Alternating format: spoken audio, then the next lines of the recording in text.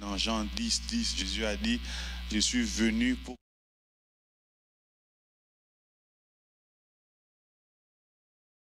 Il y a un homme aussi, un prophète dans la Bible, le prophète Asaph, qui était même, je pense que la première personne qui a dirigé les temps d'adoration lorsque David a organisé les temples et tout ça. Mais il est arrivé à un moment donné dans sa vie, il s'est posé la question, il demandait à Dieu, mais Seigneur, mais pourquoi je vois les païens réussir, tout ce qu'ils font, ça avance et tout. Il s'est posé des questions lui aussi, mais au final, il a su que ces gens-là, ils ont une fin mauvaise et que lui, son avenir est assuré. De la même façon que toi et moi, on se pose aussi des questions. Des fois, quand les choses n'avancent pas comme ça doit avancer, les gens se posent la question. Mais tout enfant enfant de Dieu doit se poser la question, mais Seigneur, pourquoi ma vie n'avance pas comme elle devrait avancer? Et toutes les réponses, toutes les réponses à nos questions, toutes les solutions à nos problèmes ne se trouvent nulle part ailleurs si ce n'est dans la parole de Dieu. Amen. Voilà pourquoi Josué 1,8 nous dit que ce livre de la loi ne s'éloigne point de ta bouche. Médite-le jour et nuit afin d'agir fidèlement selon ce qui est écrit. C'est alors que tu auras du succès. C'est alors que tu réussiras dans tout ce que tu vas faire dans tes entreprises. Et nous savons aussi que le péché est entré dans le monde par Adam et Ève, et toutefois le salut est venu par Jésus-Christ. Jean 3,16 nous le dit clairement, car Dieu a tant aimé les mondes qu'il a donné son Fils unique, afin que quiconque croit en lui ne périsse point, mais qu'il ait la vie éternelle. Donc Jésus n'est pas venu pour condamner, mais si les gens ne veulent pas le suivre, ils seront condamnés par le jugement.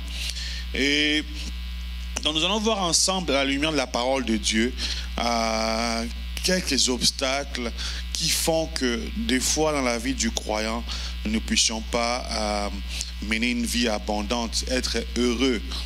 Parce qu'il faut se poser la question, est-ce que tu es heureux? Jésus n'a pas dit que tout allait être facile sur la terre. Parce que quand les disciples lui ont posé la question, Pierre en particulier, et les autres disciples lui ont dit, mais Seigneur, nous avons tout quitté. Qu'est-ce que nous allons gagner en te suivant? Il était clair. Il a dit, vous aurez tout dans ces siècles. Mais aussi avec des tribulations, des persécutions. Mais on aura tout. Mais l'enfant de Dieu doit regarder sa vie, voir s'il y a des progrès. Parce que c'est la fin. Comment tu vas finir? Comment tu chemines? Le passé, lui, c'est fini. Donc, aujourd'hui, on est mercredi. Mardi, c'est passé déjà. Tu peux vraiment trop compter sur ça.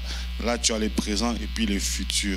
Mais Jésus nous dit aussi, on ne doit pas prendre soin du lendemain. Laisser le lendemain prendre soin du lendemain. À chaque jour suffit sa peine. Toi, ce que tu dois faire, tu dois vivre sa vie. Tu peux faire des projets à long terme, il n'y a pas de problème. Mais ce n'est pas à toi de prendre soin du lendemain, parce que c'est Jésus qui a ces pouvoirs-là. C'est ça qu'on doit savoir, mais quand je viens à l'église, quand je suis un enfant de Dieu, c'est quoi? Pourquoi Dieu m'a sauvé? Ce sont des questions qu'on doit se poser. Pourquoi le Seigneur m'a sauvé? Pourquoi je connais Dieu? Pourquoi je connais Jésus?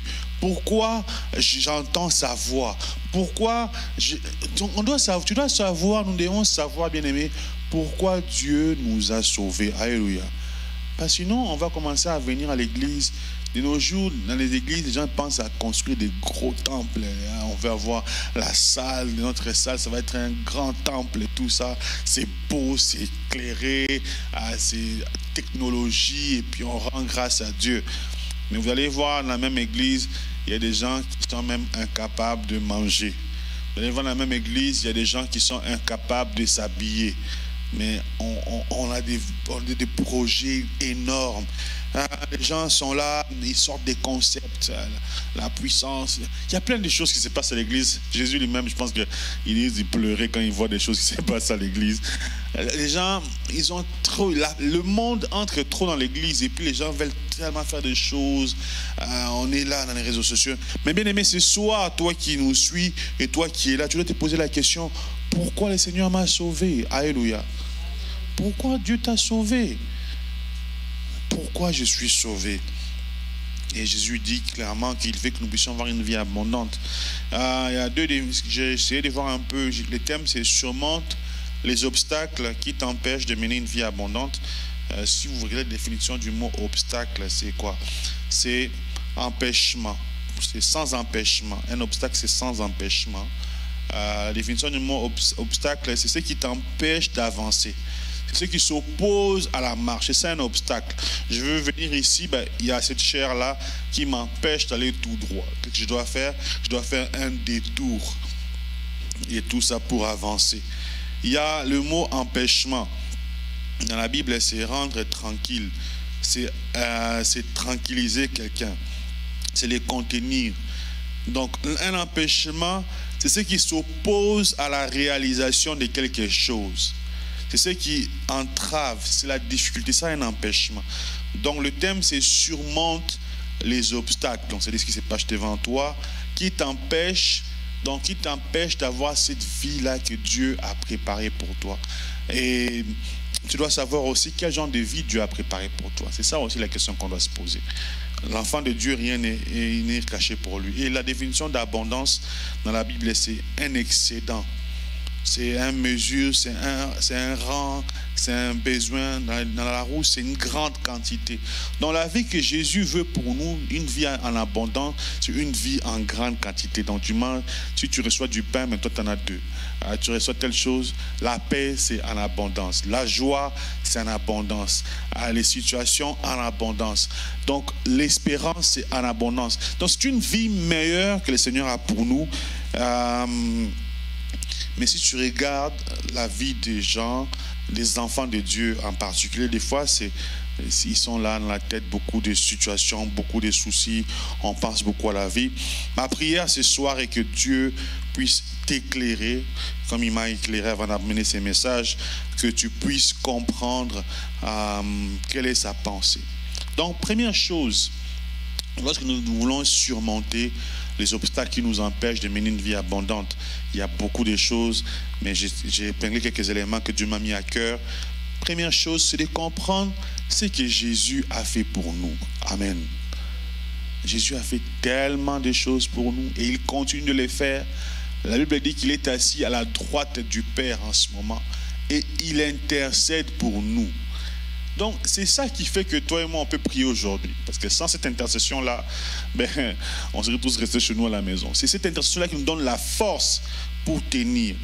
Donc, qu'est-ce que Jésus a fait pour nous? Je vais surmonter les obstacles qui m'empêchent de mener une vie abondante parce que Jésus m'a dit qu'en tant qu'enfant de Dieu, je dois mener une vie abondante, une vie dans l'abondance. Il a dit, je suis venu pour que vous puissiez avoir la vie et que cette vie-là soit dans l'abondance. Il est venu nous donner sa vie à lui, parce que c'est toi et moi, nous sommes morts par nos péchés et nous vivons la vie de Jésus. Et Jésus veut que cette vie-là soit une vie en abondance. Première chose, premier point, c'est si tu veux surmonter, il faut comprendre ce que Jésus a fait pour toi. Alléluia. Ce que Jésus a fait pour toi. Parce que c'est toi le canal que le Seigneur va utiliser pour aller délivrer ta famille peut-être. Jésus a fait beaucoup de choses. J'ai épinglé 4 éléments. D'abord, il est venu sur la terre mourir pour nous sauver. Dans les livres de Jean 3,16, comme je viens de le lire, c'était tout à l'heure, la Bible dit que car Dieu a tant aimé les mondes, qu'il a donné son Fils unique. Dieu a donné son Fils, Jésus est venu pour nous sauver, pour nous apporter le salut, qui est la délivrance de la mort du péché. Et la Bible dit nous étions errants comme des brebis égarées dans le livre de Isaïe 53. Nous étions errants comme des brebis. Les brebis ont toujours tendance à s'égarer comme des brebis égarées et chacun suivait sa propre voie, c'est ce que la Bible dit. Mais Jésus est venu pour nous amener tous dans la bonne direction, la direction du Père. Donc Jésus est venu sur la terre mourir pour te sauver, pour que toi, par toi, ta famille aussi soit sauvée. Alléluia. Ça, c'est le plus grand miracle déjà. Et on doit être conscient. Chaque matin, je me réveille, je dois être content du salut. Le salut que Dieu m'a donné. le salut. Des fois, on veut courir, on veut, je sais pas moi, on veut la puissance, on veut parler, on veut prêcher, on veut faire des choses graves et tout ça. On est content, ouais, Dieu m'utilise et tout ça. Mais c'est bon, ce n'est pas mauvais. Mais moi, je pense que le salut, c'est les plus grandes choses. Parce que c'est ça qui va te permettre un jour d'être au ciel. Ce n'est pas le feu que tu as craché, ce n'est pas les prières d'autorité que tu as faites, c'est le salut en Jésus qui te permet de tout obtenir. Parce que même la grâce, la Bible dit la grâce, source du salut. Nous avons reçu le salut par la grâce de Dieu. Nous avons vu ça au camp, nous sommes sauvés par grâce. Et donc, bien aimé, le salut que tu as, tu ne dois pas le négliger. Il faut être conscient, Seigneur, tu m'as sauvé. Ça, je trouve que c'est un des éléments les plus importants que Jésus a fait. Donc, quand tu veux surmonter l'obstacle, tu dois être conscient de ça. Est-ce que tu es sauvé? Venir à l'église ne fait pas de toi quelqu'un qui est sauvé. Tu peux venir à l'église, mais tu n'es pas encore sauvé. Tu n'es pas encore né. Comme un pasteur disait, mais comment on demande aux gens qui ne sont pas nés de grandir? Des fois, on dit, bien aimé, vous devez croître. Mais si tu n'es jamais né de nouveau, tu ne vas pas grandir. Vous avez déjà vu un bébé grandir, il est dans les ventres, il n'est pas encore sorti. On lui dit, bon, on attend qu'il faut commencer à marcher. Il va marcher comment? Il est dans les ventres. Donc, bien aimé, si tu es là, ça fait 41 jours, 41 semaines dans les ventres de ta maman, il faut sortir, alléluia. Il faut sortir, tu dois naître. C'est quand tu nais que tu vas commencer à grandir. Deuxième chose que je trouve important que Jésus a fait pour nous, dans Jean 3, 15 à 19, dans la prière sacerdotale. Ça, c'est une des dernières prières qu'il a faites sur la terre avant d'aller faire la prière sur la croix. On appelle ça, souvent on écrit la prière du sacerdoce, parce qu'il a dit beaucoup de choses intéressantes. Dans Jean 17, versets 15 à 19, Jésus est en train de prier. Nous allons lire ça. Une prière intéressante qu'il fait pour nous. Dans Jean 17, Jésus, il est en train de dire beaucoup de choses au Père. Et mais dans les versets 15, il y a un élément qui nous intéresse pour nous ce soir ici.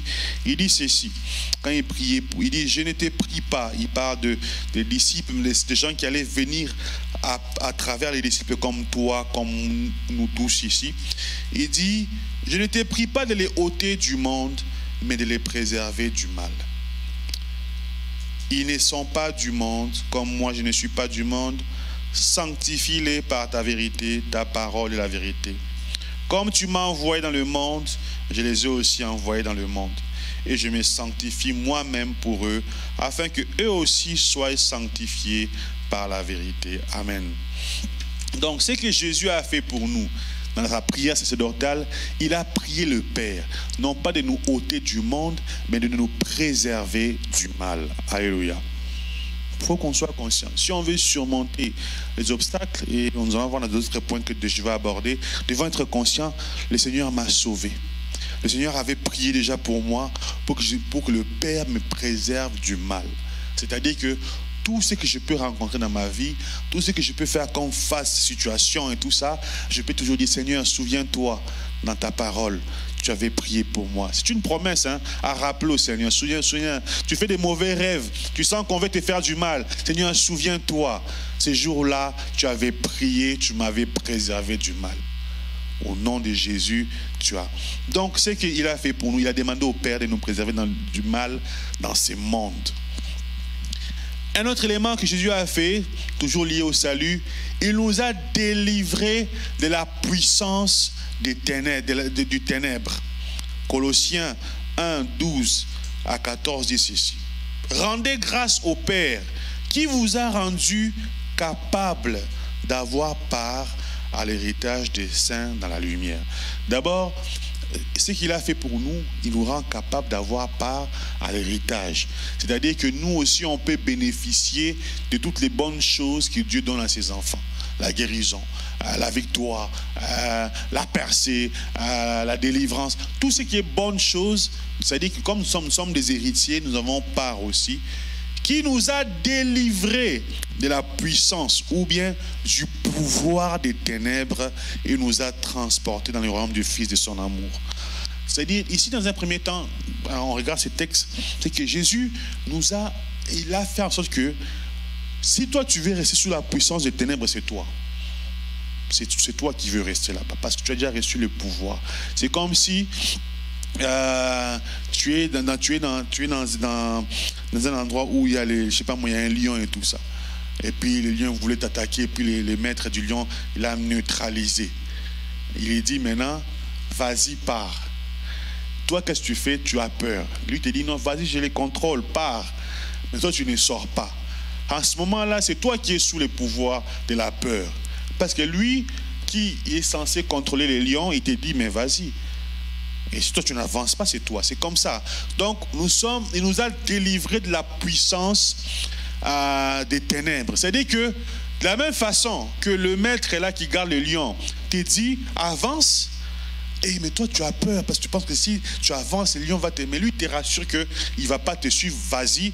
De la même façon qu'il nous a délivré de la puissance des ténèbres, c'est-à-dire que le diable n'a plus vraiment aucun pouvoir sur nous. Mais lorsque nous le laissons, parce que c'est nous qui avons toujours la peur, et on se dit, c'est nous qui ne faisons pas les pas, c'est nous qui n'avançons pas comme il faut. Voilà pourquoi nous sommes là. Mais les textes, la parole de Dieu me dit qu'il m'a délivré de la puissance de la nuit, comme dans notre version on dit ça.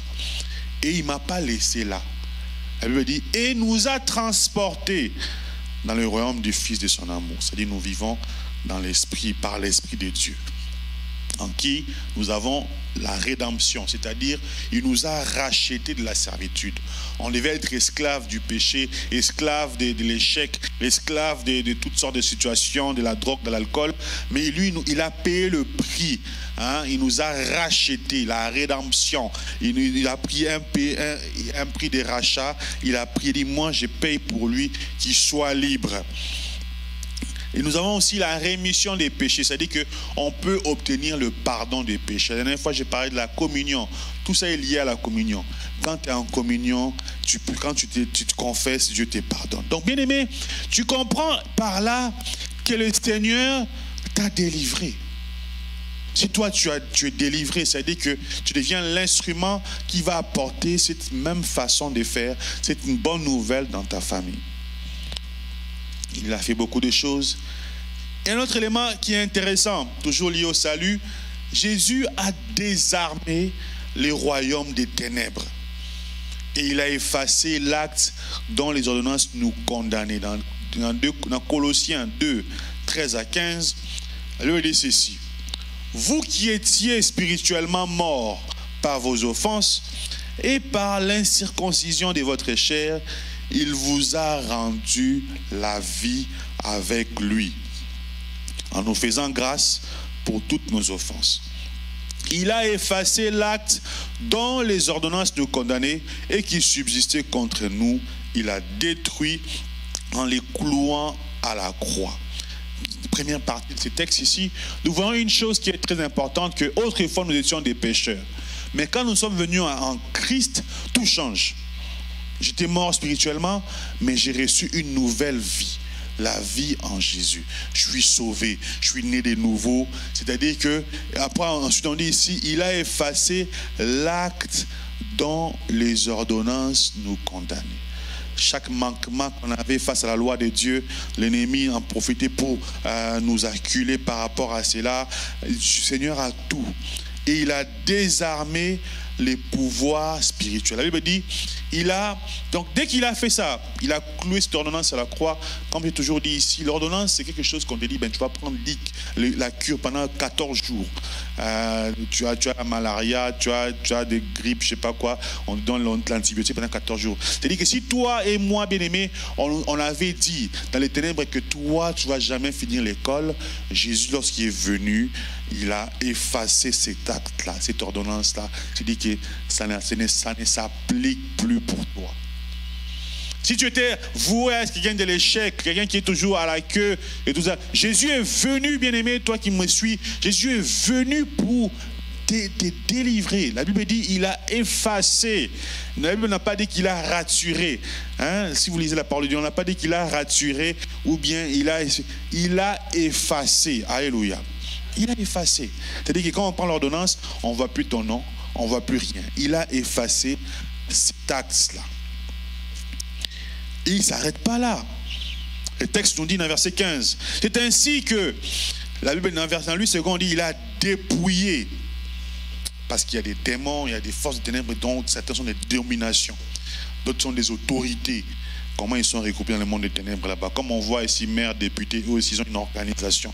Donc Jésus a dépouillé, c'est-à-dire il a désarmé les puissances des ténèbres, les autorités de pouvoir spirituel. Il les a livrées publiquement en spectacle en triomphant d'elles par la croix. Donc Jésus sur la croix, il les a amenés prisonniers. C'est-à-dire Jésus, les démons, les forces des ténèbres qui sont toujours là, qui ont un certain pouvoir, qui autrefois quand tu n'étais pas en Christ, ils pouvaient te nuire à toi et ta famille. Jésus les a désarmés. Alléluia. Il les a désarmés. Et il les a livrés publiquement en spectacle. Tout le monde sait qu'ils n'ont plus ces pouvoirs-là. Même si tu braques l'arme, mais en Christ Jésus, tu deviens plus fort. Et Jésus a fait tellement de choses pour nous. Donc dans ces premiers points, c'est important.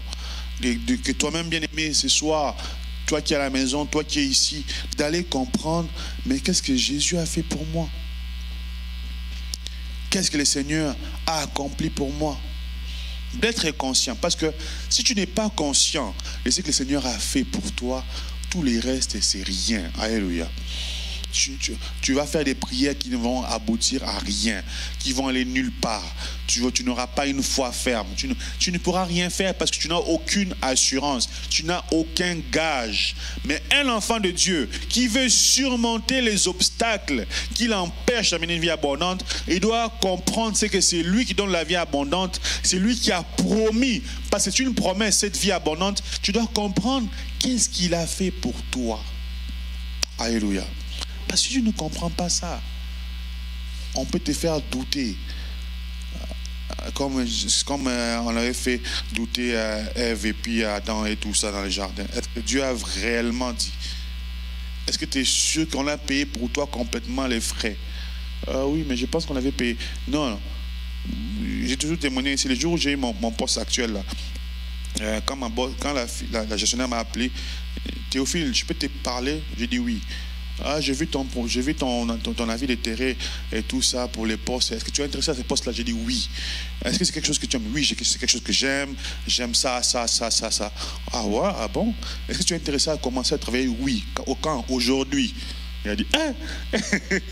Donc j'avais l'assurance. Il dit, ça c'est mon poste à moi, je le veux. Et puis il m'a dit, ah mais ça me rassure. Ah mais c'est bon dans ce cas-là. Mais il y a eu des gens que je connais, mon chef avait appelé aussi, ils ont demandé, est-ce que tu veux commencer? Ah ouais, mais je vais y réfléchir. Réfléchir, là c'est fini. Donc quand tu connais, quand tu sais ce que Jésus a fait pour toi, bien-aimé, tout change. Alléluia. Tu n'auras plus besoin qu'on t'appelle pour venir prier. Tu sais, Seigneur, si tu es mort pour la croix, pour que je vienne aussi passer tout le temps dans ta présence, t'adorer. C'est ça. Deuxième point, maintenant ces obstacles, il y en a beaucoup. On ne va pas tout voir faute de temps. Donc on a vu quelques éléments de ce que Jésus a fait pour nous, mais il a fait énormément de choses. Parce que les obstacles, comment surmonter ces obstacles-là qui t'empêchent d'avoir cette vie abondante? D'abord, quels sont ces obstacles? L'obstacle principal, pour moi, c'est que Dieu m'a mis à cœur, c'est Satan. Satan, en grec, Satanas. Satanas. On dit Satanas. C'est Satanas. Ça signifie quoi? Adversaire. C'est ça que ça signifie. C'est notre adversaire. Il n'est pas adversaire de Dieu. Dieu n'a pas d'adversaire. C'est l'adversaire. On l'appelle aussi le diable. Diabolos. Ce qui signifie calomniateur. C'est-à-dire son rôle, c'est de dénigrer, d'attaquer l'honneur et la réputation. C'est ça, c'est notre plus grand obstacle, c'est lui-là. Ainsi que ses forces, ces démons avec qui il travaille, qui contrôlent notre monde. parce que nous sommes dans le monde. Souvenez-vous de nos premiers points, Jésus a dit, Seigneur, je ne prie pas que tu puisses les ôter du monde, mais de les préserver du mal. Donc toi et moi, nous sommes dans ces mondes. C'est dans ces mondes-là qu'on doit réussir. Mais un monde qui est encore sous une forte emprise du malin. Dans 1 Pierre 5 à 8, la Bible dit que votre adversaire, c'est que la Bible dit. La Bible n'a pas dit soyez sobre, l'adversaire de Dieu. Non, votre adversaire, si vous lisez ça dans 1 Pierre 5 à 8. La Bible commence en disant soyez sobre, veillez, point. Votre adversaire, c'est ton adversaire, c'est mon adversaire, c'est l'adversaire de ta destinée, c'est l'adversaire de ta famille, de tes projets, de ta percée. C'est l'adversaire de ta croissance spirituelle. C'est l'adversaire qui veut t'empêcher d'aller au ciel. Il ne faut pas oublier cela. Alléluia. Votre adversaire, le diable, c'est-à-dire les calomniateurs, celui qui vous dénigre, celui qui quand tu es très faible, il va t'accuser devant Dieu pour dire, regarde, il ne vient même pas à la prière. C'est lui-là qui va accuser. On dit il rôde comme un lion rugissant. Wow, il est en train de rugir. Des fois, il vient devant, tu vois, un mercredi, tu veux sortir de chez toi pour venir à la prière, lui vient devant ta porte. Oh, tu dis, oh, il y a un lion devant. Je ne peux pas sortir, je ne peux pas aller à l'église, tu restes à la maison. Et parce qu'il est en train de rôder autour de toi. Il vient et tu rôdes, oh, je me sens fatigué. Ah, je me sens ceci, cela. Ah, ceci, cela. Ben, il cherche qu'il va dévorer. Résistez lui avec une foi ferme. Sachant que les mêmes souffrances sont imposées aux autres chrétiens dans le monde. C'est-à-dire, tu n'es pas la seule, tu n'es pas le seul qui vit des souffrances dans ta vie, bien-aimé. Toi-même, tu es au Canada, dans un bon pays. Il y a des gens qui sont dans des pays où les chrétiens sont persécutés. Chaque jour, il marche, il ne sait pas s'il va mourir. Chaque jour, il passe, il ne sait pas si on va l'attaquer. Vous suivez aux informations, non? Des fois, quand il y a la Pâque, on a bombardé une église. On a mis du feu dans une église dans certains pays. Regardez, ils sont en train de prier, mais ils ne savent pas s'ils vont finir les cultes. Toi, tu viens, tu finis ton culte. Des fois, tu ne viens même pas et tout. Donc, ça, il est là, l'adversaire. Comment il fait? Comment il fonctionne? Ces journées d'enseignement. Il passe par le monde. Le monde, il y a plusieurs définitions du monde. Ça peut être le monde qu'on voit, les arbres, la nature. Mais il y a aussi plusieurs définitions du monde. Mais ce soir, je prends une définition. Le monde, c'est cet état d'esprit. Hein? Selon les principes, c'est ces systèmes dans lesquels nous sommes, qui est un système sans pitié, rempli d'orgueil, d'égoïsme, d'immoralité. Ils ne connaissent pas Dieu. Ils veulent sortir Dieu de partout où il y a Dieu. Ils veulent effacer cela.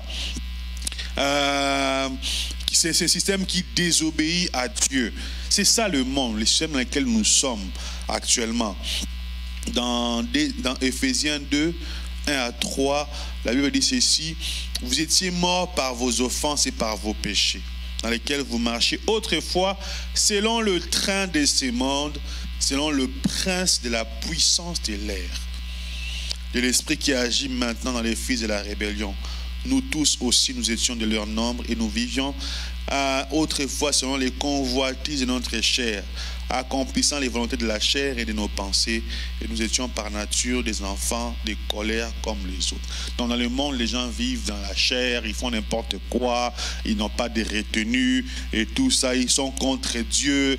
Dans 2 Timothée également 3, 2 à 5, 2 Timothée 3, 2 à 5, la Bible dit que car les hommes seront égoïstes, amis de l'argent, fanfarons, hautains, blasphémateurs, rebelles à leurs parents, ingrats, irréligieux, insensibles, déloyaux, calomniateurs, intempérants, cruels, ennemis des gens des biens, traîtres, emportés, enflés d'orgueil, aimant les plaisirs plus que Dieu, ayant l'apparence de la piété, mais régnant ce qui en fait la force. Éloigne-toi de ces gens-là. C'est le monde dans lequel nous vivons.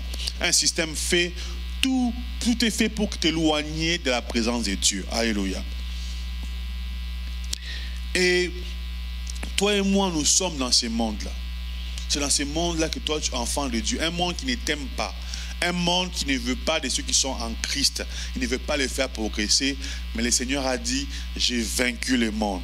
Le Seigneur a dit, je suis venu pour que tu aies la vie en abondance. Le Seigneur a dit, il a demandé au Père de ne pas te sortir du monde, mais de te préserver du mal. C'est dans ce monde-là, bien-aimé, que tu veux maintenant mener ta vie abondante. Un monde qui ne t'aime pas. C'est comme si tu arrives à un endroit où on ne t'aime pas. Tu veux percer par là. Qui va t'appuyer? Qui va te pistonner? Qui va te faire du bien? Mais nous avons l'Esprit de Dieu en nous. C'est un monde qui vit. Tu retrouves dans le monde, il y a des difficultés aussi qui sont liées à la chute. Les accidents répartis du monde. Les famines, les maladies, les tempêtes. Jésus même était là, il y avait des tempêtes dans son époque aussi. Parce que la chute a tout déréglé. Le péché a tout changé. C'est-à-dire que le chrétien, s'il y a Covid-19, toi, tu ne seras pas invisible. Toi aussi, quand on va dire rester chez vous, toi aussi tu restes chez vous. C'est-à-dire que tu subis le système du monde. Vous avez vu au Québec, hein, quand on ouvrait toutes les affaires, même les bars, l'église c'est en dernier. Donc ça là, c'est pas important pour nous. Donc, un monde dans lequel toi et moi, nous sommes appelés à surmonter, à mener une vie abondante. Alléluia. On est là. Oh, mais vous ne répondez pas. Alléluia. C'est dans ce monde-là que Dieu nous place. C'est dans ce monde-là que Dieu veut nous voir percer. Tu regardes ta vie, les jours et la nuit. Tu regardes tes affaires, ça ne progresse pas comme bien. Faut pas être un chrétien de slogan. Mon Rédempteur et le dernier s'élèvera. Si tu ne crois pas qu'il va s'élever, arrête de dire ces phrases-là. Tais-toi, commence à travailler, sois sûr.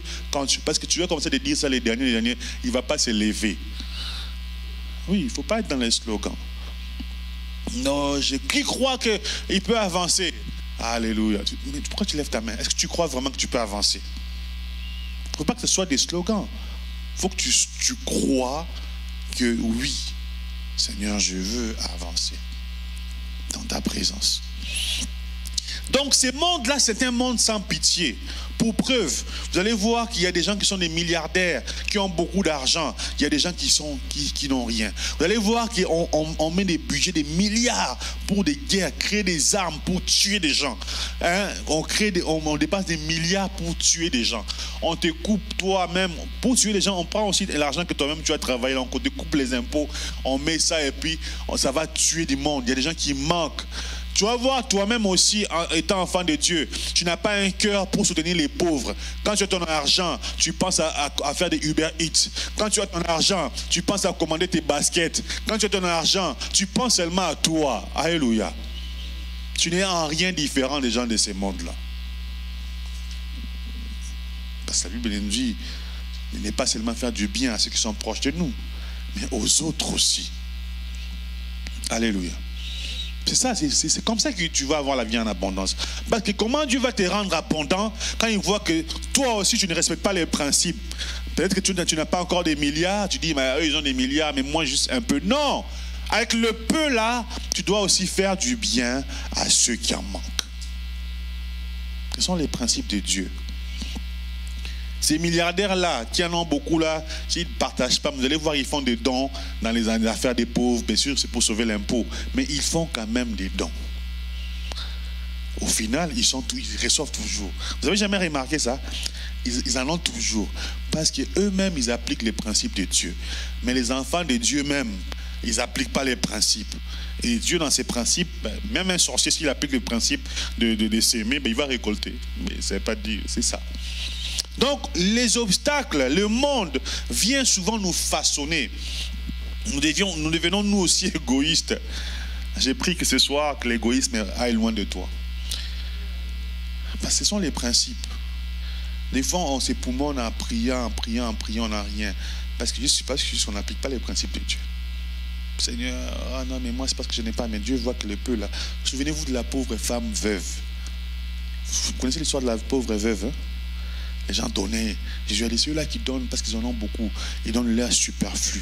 Mais qu'est-ce qui l'a motivé à prendre les 2 pièces, ces 2, 3 pièces qu'elle avait? Jésus a demandé, venez, on donnait l'offrande. Jésus était assis proche du tronc. C'est comme si on donnait l'offrande, Jésus était assis là pour observer les gens quand ils venaient. En plus, Jésus, lui, il sonde les cœurs, le rein, les pensées, tout ça. Il a vu qu'elle, elle a donné plus. Toi qui penses que tu en as peu, tu n'aides pas les pauvres, Jésus te regarde. Alléluia. C'est les principes. Alléluia. C'est ça. L'enseignement nous éclaire pour comprendre les principes de Dieu. Parce que le jour où tu auras des millions, tu ne donneras pas. Parce que quand tu n'es pas fidèle dans les petites choses, tu ne seras jamais fidèle dans les grandes choses. Tu vas trouver, ah, mais là, mais il faut que je paie l'assurance. Nous, les millionnaires, l'assurance, ça nous coûte un peu plus cher. Quand tu seras milliardaire, ben, nous, les milliardaires, tu ne vas jamais rien faire parce que l'esprit d'égoïsme était déjà lié. Donc, le monde est égoïste. Le monde n'aime pas. Le monde, et nous, malgré nous, on se retrouve là. Nous voulons percer. Et dans ces mondes-là, à part le fait de gens qui sont dans les sociétés secrètes, qui voient et tout ça, qui lient des gens et tout ça, mais il y a aussi, Satan aussi contrôle les gens par des esprits méchants. La Bible dit, nous ne combattons pas contre la chair et les sangs, dans Éphésiens 6, mais contre les esprits méchants dans les lieux célestes. L'apôtre Paul, qui, dans le livre d'Éphésiens, il parle de ça. Non, nous luttons pas contre la chair, mais contre les esprits méchants. Bien aimés, ce sont des esprits... Non, Dieu est bon, hein? Il nous prévient déjà. Ce sont des esprits qui sont méchants. Il ne t'a pas dit que ce sont juste des esprits, mais des esprits méchants.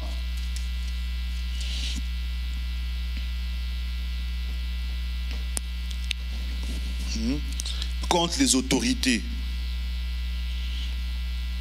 Contre les autorités, contre les princes de ces mondes des ténèbres. Bien-aimé, quoi de plus clair? N'est-ce pas que le Seigneur est bon? Il dit les esprits sont méchants. Quand quelqu'un est méchant, tu fais attention. Et un esprit méchant, qu'est-ce qu'il ne te veut pas du bien? Il ne veut pas que tu progresses. Il ne veut pas. Et les Satan, souvent, c'est comme ça aussi il fonctionne au niveau des familles. Parce que toi et moi, nous sommes venus après. Avant nous, il y avait des gens qui étaient là avant. Avant eux, il y avait des gens qui étaient là avant. Avant eux, il y avait des gens qui étaient là. Tu ne sais pas ce qui votre arrière-grand-père ou arrière-grand-mère, tu ne sais pas qu'est-ce qu'ils ont dit pour les générations futures à venir, dont toi, tu en fais partie. Tu ne sais pas ce qui a été dit. Mais la bonne nouvelle, c'est que toi, après, tu deviens en Christ. C'est-à-dire, l'effet en toi ne doit plus avoir lieu. Mais s'il y a un lion, comme j'expliquais, on a dit, le lion, tu peux partir, le lion ne va pas t'attaquer, mais toi tu as peur. Mais tu vas rester là aussi pendant longtemps. Il y a des emprises de tout genre. La Bible nous montre qu'il y avait une femme qui avait le dos courbé. Jésus a dit, cette fille d'Abraham, Satan a lié pendant 18 ans. C'est Satan qui l'a lié pendant 18 ans. C'est-à-dire qu'il y a un esprit mauvais qui a pris son dos, qui l'a courbé, et puis elle marchait comme ça, elle était malade, elle avait mal. Ce n'était pas naturel, c'était un esprit démoniaque. Mais c'est pareil aussi quand le Némi, il vient dans des familles, il met un système au fait. C'est un système qui doit se perpétrer parce que c'est comme ça, on ne veut pas que vous puissiez progresser et on vous lie comme ça. Il y a des liens de tout genre. Nous allons voir ça et nous allons voir aussi un exemple dans la Bible clair. Et après, avant de terminer, nous allons prendre quelques minutes pour prier, mais tu vas continuer à prier à la maison. Donc, on voit, il y a toutes sortes de liens que l'ennemi fait. D'abord, il y a plein de choses. Il peut te posséder. D'ailleurs, on voit ça dans le Nouveau Testament. Les gens étaient possédés dans Luc 8, 26. On voit les gens possédés par des démons. Il y a l'oppression démoniaque. L'oppression démoniaque, sans Satan rentre dans une famille, le système a continué comme ça, parce qu'il ne veut pas que tu puisses amener une vie abondante. Toi, tu es venu après. Tu étais enfant, tu commences à grandir, jusqu'à ce que tes yeux puissent s'ouvrir. Tu peux être là, des fois, tu as une oppression démoniaque. Une oppression démoniaque, c'est fait pour... Tu sens une attaque démoniaque qui a pour but de te décourager. Surtout quand tu es moins affermi. Tu peux être la maladie, ça peut être le manque, le travail. Oh, j'ai pas de travail, pasteur. Chaque fois j'essaie de progresser un peu, oh, ça tombe, j'aime bien, on m'appelle pas. Qu'est-ce que ça fait? C'est comment ça te... mais le pasteur te dit, bien aimé Dieu, c'est un Dieu. Et la foi, toi, on débat, et la foi, toi, tu donnes de CV, on t'appelle jamais. Au final, tu vas faire quoi? Tu vas finir par te décourager. C'est ça le but de l'oppression démoniaque. C'est pour que tu sois découragé. Il y a des fois l'obsession démoniaque. Ça, c'est une attaque qui est à l'intérieur. Tu sens que tu veux commettre un péché à répétition. Tu essaies de t'en sortir, tu n'arrives pas. Ça peut être l'impudicité, ça peut être les mensonges, ça peut être les vols. Il y a des gens qui, s'ils n'arrivent pas à mentir, là, c'est un esprit dans la famille. Tout le monde dans la famille, là, ils aiment mentir. C'est un trait qui les caractérise et tout ça. Mais ce n'est pas normal. L'envoûtement. Des fois, tu peux être aussi envoûté. Quelqu'un qui est envoûté, il va commettre des actions que lui-même il ne va pas comprendre. Il va faire des choses qu'il ne va pas comprendre. Des fois, quelqu'un veut se battre avec les policiers. Oh, mais est-ce que tu trouves ça normal, toi, un civil? Donc, il est rendu dans une étape là où on lui arrête. Non, non, non, non, non, non. Mais c'est comme quelqu'un qui va voler. Il sait bien qu'on peut l'arrêter, mais il va voler. Des fois, quand tu es envoûté, tu fais des choses que tu ne comprends pas. Tu peux avoir une vie sexuelle vraiment désordonnée. Tu couches avec n'importe qui et tout ça. Et tu ne penses pas que quelque chose de grave peut t'arriver. Tu peux vouloir traverser même l'autoroute, là, comme une fois j'ai déjà fait. Donc, tout devient déréglé dans ta tête. L'ennemi est en train de t'envoyer, jeter un sort, l'envoûtement. Il y a aussi des liens. Les liens, ça peut être des fois par les contacts. L'ennemi, c'est un grand stratège. Des fois, faites attention. Tu vois, surtout un pays comme le Canada, on peut avoir la sorcellerie facilement. La façon dont les gens s'échangent. Coupe-moi, pizza, donne-moi. Bien aimé, tu ne les pries même pas. À l'école secondaire, c'est pire. Parce que la manière dont on se partage les choses. Hey, non, si je suis vraiment sorcier, mais c'est un bon marché pour moi. Parce que les gens ne prient même pas. Au nom de Jésus. Ça, c'est une prière, ça? C'est comme... Oh Seigneur, je te loue. Non, non. C'est pas une prière. Tu n'as rien fait du tout. Si tu vas attraper ce sujet, tu vas attraper. Des fois, je vois les prières, tout parce que ton ventre veut tellement manger, tu es tellement pressé, tu pries trop vite. Il faut faire attention. Une fois, j'étais à la maison, on avait acheté le pondou, mais je pense qu'on ne s'est pas rendu compte qu'il y avait des verres à l'intérieur. Et puis, quand on a servi les pondous, mais je voulais manger, mais je sais pas, j'ai hésité. Je voulais manger, j'ai hésité. On a prié et tout ça. Quand j'ai soulevé, pouf, j'ai vu un verre. Imaginez, j'aurais déjà mangé et puis ça m'aurait... Là, ça va être grave, voilà. Tu vois un peu, la prière, ça te permet, Jésus... Tu vois, tu dis, Seigneur, mais pourquoi je traîne? Pourquoi je prends mon temps? Pourquoi je vais prendre... Non, rien n'est fait au hasard. Dieu t'a préservé. Mais toi, au nom de Jésus, tu vas te retrouver à l'hôpital, on va t'opérer. Donc, des fois, c'est par des contacts. On te donne un vêtement, on te donne un objet, toi tu es contact, tu n'as pas prié. Ben, ça devient un point de contact. On te contrôle. On sait où tu es, qu'est-ce que tu fais et tout ça. Des fois,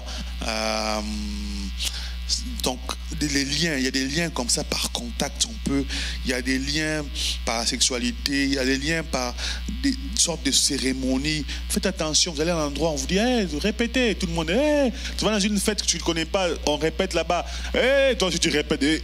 Non, mais est-ce que tu es sérieux là? Fais attention. Tu ne sais pas si les gens qui sont là-bas, eux, ils connaissent, c'est juste toi qui ne connais pas ce qui se passe en ce moment-là. Des fois, des liens involontaires, ça peut être des signes. Des fois, tu vois comme dans une famille, les gens n'ont pas de réussite dans leur vie. Ça peut être au niveau de mariage, ça peut être au niveau d'avoir des enfants, ça peut être au niveau... dans la famille, personne ne finit les secondaires. Ou bien personne ne finit l'école. Quelqu'un commence l'école comme ça, il tombe malade souvent. Et puis, il ne finit pas l'école. Et puis, il est découragé. Et puis, il a arrêté. Il commence à faire des affaires, mais il réussit des affaires et tout ça. Même les secondaires, ils n'arrivent pas à terminer. Des fois, ça peut être les célibats. Des fois, ça peut être la sorcellerie. Satan, il travaille comme ça. Parce que là, on parle de comment surmonter l'obstacle. Comment il vient là dans la famille, il a mis l'esprit de coutume, c'est-à-dire que on vous met comme, c'est comme une limitation. C'est-à-dire qu'on dit que toi, tu ne peux pas sortir, vous pouvez pas sortir là-bas. Vous là, vous allez seulement, vous arrivez ici, ben, vous stoppez, vous retournez. Des fois, c'est comme ça. Le pouvoir de la sorcellerie, souvent, tu fais un pas, dès que tu veux voler comme ça, là, et puis ça te ramène, vous. Tu vas voir, dès que tu veux faire un progrès, ben, un événement arrive, tu n'avances pas. Tu avais un projet, et puis pouf, on t'appelle, oh non, mais il y a un cas grave, il faut remettre, tu sors l'argent, et puis l'argent est sorti comme ça, là, et puis les cas graves est fini et passé. Et chaque fois, tu vois, ces pouvoirs-là, Satan travaille. Il est en train de travailler, il fait beaucoup de choses. Ça, c'est des liens involontaires. Des fois, tu es là. Il y a des gens, il y a aussi des liens volontaires. Quelqu'un lui-même décide d'aller dans l'occultisme. L'occultisme, c'est tout quelque chose, c'est occulte, c'est-à-dire que c'est caché. Quelqu'un lui-même va chercher des fétiches, des gris-gris. Il rentre dans des affaires parce qu'il veut avoir du succès, je ne sais pas, et tout ça. Mais tu vas détruire ta vie. Donc, il y a beaucoup de choses. Un jour, on aura le temps de parler de ça. Mais là, nous sommes dans un thème bien précis. Des fois, la sorcellerie, les gens sont là, l'intelligence diminue, dans la famille, les gens sont là, ils ne progressent pas.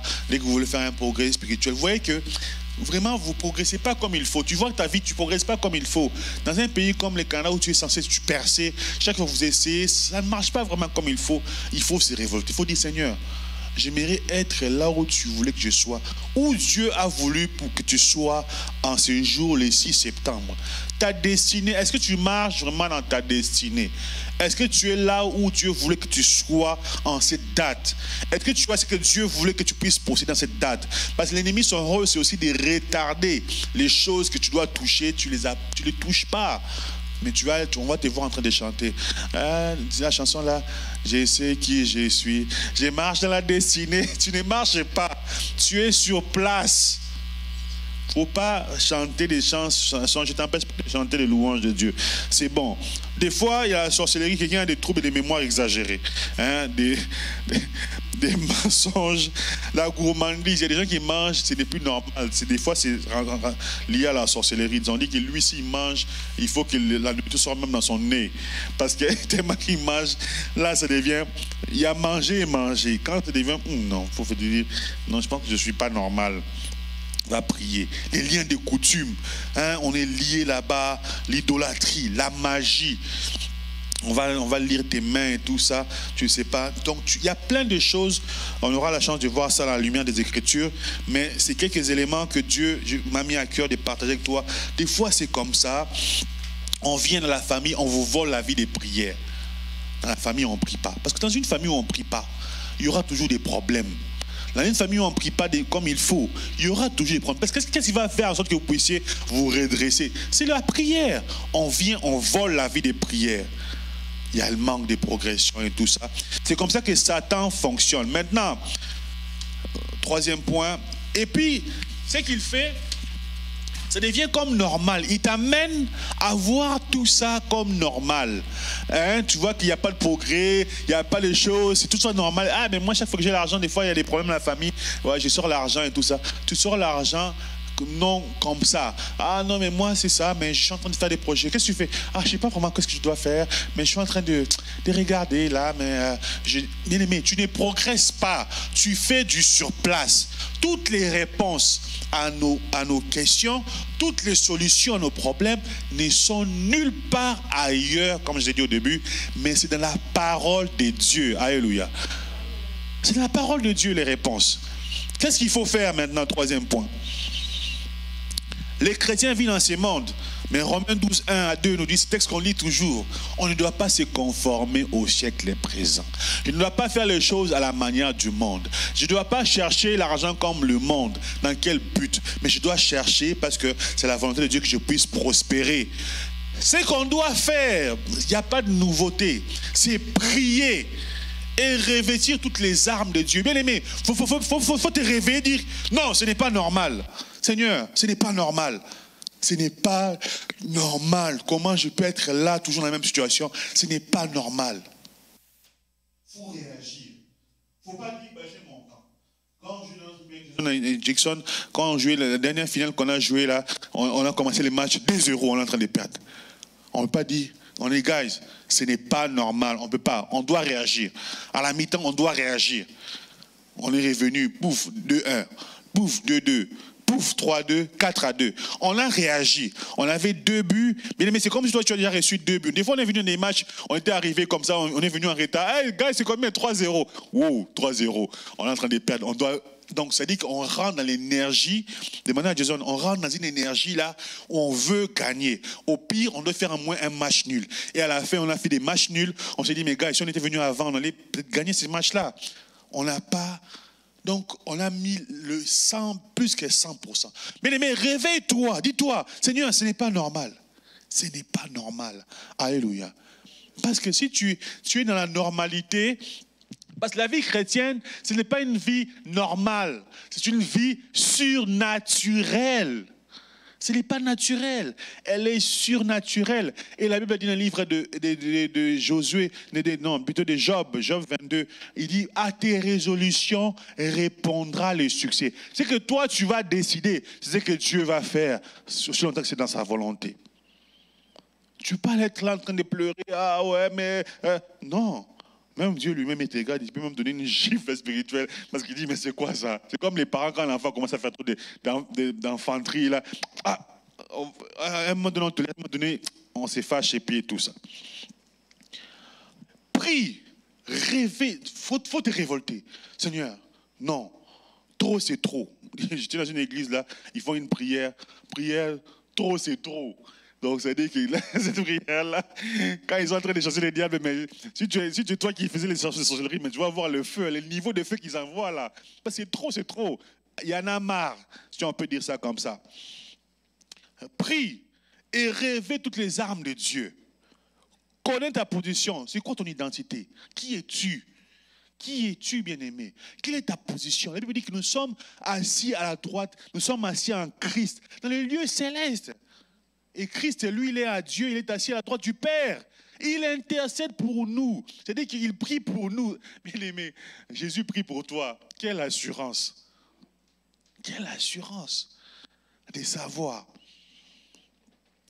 Et il faut avoir la révélation.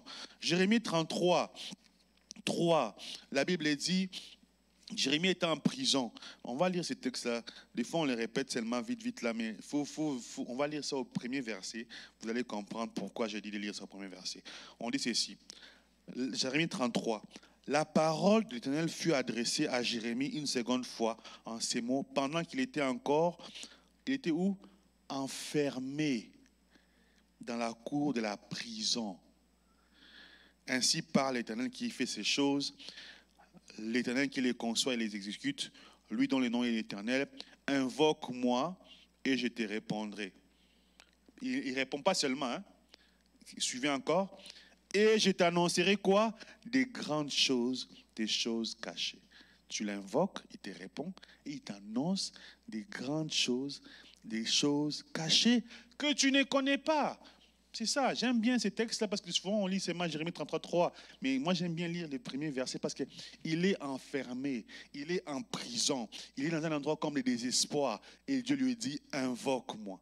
Bien-aimé, tu dois invoquer Dieu, lire la parole de Dieu, chercher sa face et au dernier point, il faut combattre. Tu n'as pas le choix. La femme qui avait l'esprit de Python, les maîtres dans le livre de Actes des apôtres, ça c'est un exemple clair de comment on utilise les gens. Dans le livre de Actes des apôtres 16 à 24, vous lirez à la maison faute de temps.